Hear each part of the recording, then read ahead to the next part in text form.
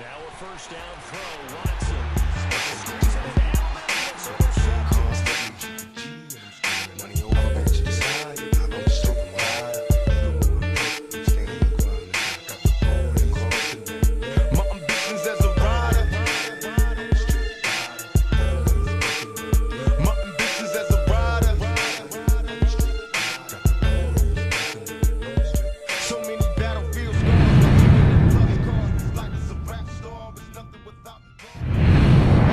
Alright, Playmakers film review part 3 is against JP. So right off the top, what I figured out was that his corners, actually everybody in his secondary had crazy range.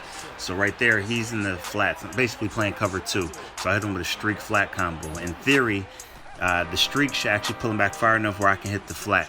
Or the flat should keep him shallow enough where I can go over the top of his head and hit the streak. And neither one of them should work. So next, you got to contend with his deep ball. So he typically does that like early in the sticks, first and second down, but he loves to take those deep shots. So he'll throw maybe 4 or 5 of them a game, and he's going to take his shots. And I've always been pretty good against him at taking those away. So, but it's always a threat because you could take away 4 or 5 of them away, and literally all he needs to connect is one of them.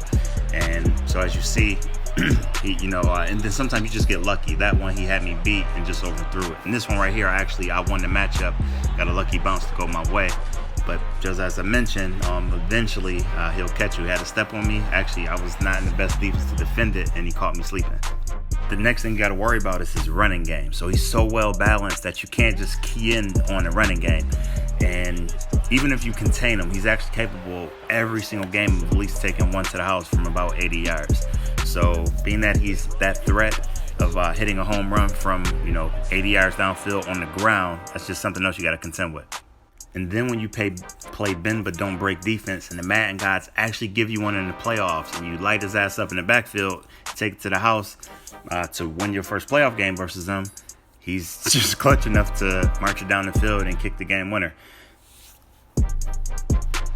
Alright, so the next thing is his instincts. Basically, he's almost always going to put himself in the right spot. So that first guy that pops open, in this case, the guy with the red arrow, he's going to take him away. So you have to find your window, in this case, the green circle, to check down. And if you miss your window, he's almost always going to make you pay for it.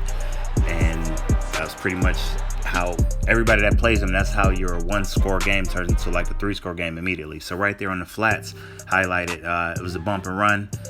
Read it, I audible to a bump and run beater, beat him right off the line, and my target would have been right there at the 5-yard line, but I missed my window, and I didn't hit him until he got to the goal line. And the safety's already back there. He's about 20 yards off, so that's me missing my window, and again, him making me pay for it. The downside this time was paying for it actually cost me 7 points.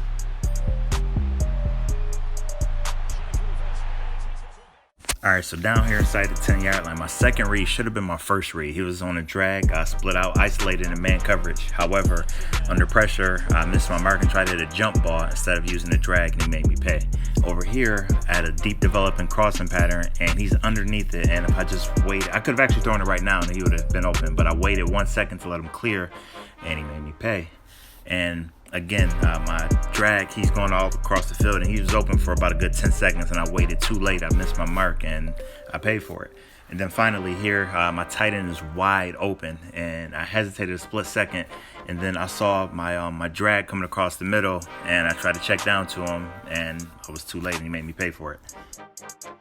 Alright, so this is not really his tendency, it's more of a strategy. So what makes it so damn difficult is he's pulling everyone down. So he's going to have 8, sometimes 9 players in the box. So you're not going to run the ball on him. It's going to be a long day in the office if you think you're about to run the ball. He's actually going to dare you. He would love for you to try to run the ball on him. So that's not happening. So it's tough first and foremost because of the actual matchups. Everybody on the defense is superior to you. And he's only going to send, he can get pressure by sending just 2 or 3, and depending on how many he's sending, he's going to have 1 or 2 right there and contain, and then he's going to have 2 deep, so you're not beating him over the top. Sometimes he'll be cover 1, but when it's 2 deep, you're not beating him over the top, and then he's going to be roaming center field with somebody that's probably faster than everybody you have on offense. And on top of all of that, each player in the secondary, not only are they faster than the person they're covering, it's literally their awareness, their zone, their play recognition, their man coverage.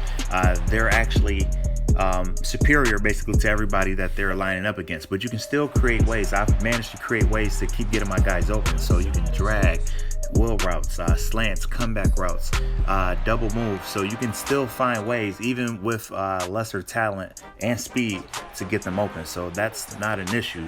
You just have to plug away at it. However, when you're actually doing this, there's one thing that you're going to run into. So I shouldn't say you're going to run into a problem. They're actually going to run into you. So his ability to generate pressure consistently with just sending 3 players is actually amazing. So now everybody that you have on offense, as I mentioned, they're not going to be as talented. So everyone's not going to win their individual matchup. So when you get 1 or 2 players to actually win their matchup, he's going to take that away from you. And when he takes that away from you, that 2 or 3 seconds that you need extra, you don't have it. So now when you actually get some time to throw it downfield, and whether it's cover 2 or cover 1, you have to take it. And let's face it, he actually has no fear of being beat deep. So because of it, that works in your favor on offense. So it's not going to happen often, especially with those matchups, but there are ways to create openness downfield, and you have to capitalize on them. So again, you're not going to get that many because he's always going to adapt virtually the next play. He's going to put himself in a good position to take it away from you, but you have to be able to take those shots, because if you don't take those shots to make him back off a little bit, it's a wrap. You don't stand a chance. But the problem, once again, when you string together a succession of plays, whether it's 2 or 3 in a row, you got someone from that defensive line just giving you a friendly reminder that not on their watch, basically. So again, it's a balance where you can beat them downfield, but you don't have time to really beat them downfield. And then when you try to actually make it quicker, he will manually take away any short developing route. So just look at Tom Brady. His reaction says it all. So the Browns actually, I'm convinced, retired Tom Brady this year. I could have had him probably another season or 2, but he's like, fuck this shit. And JP sent Brady home.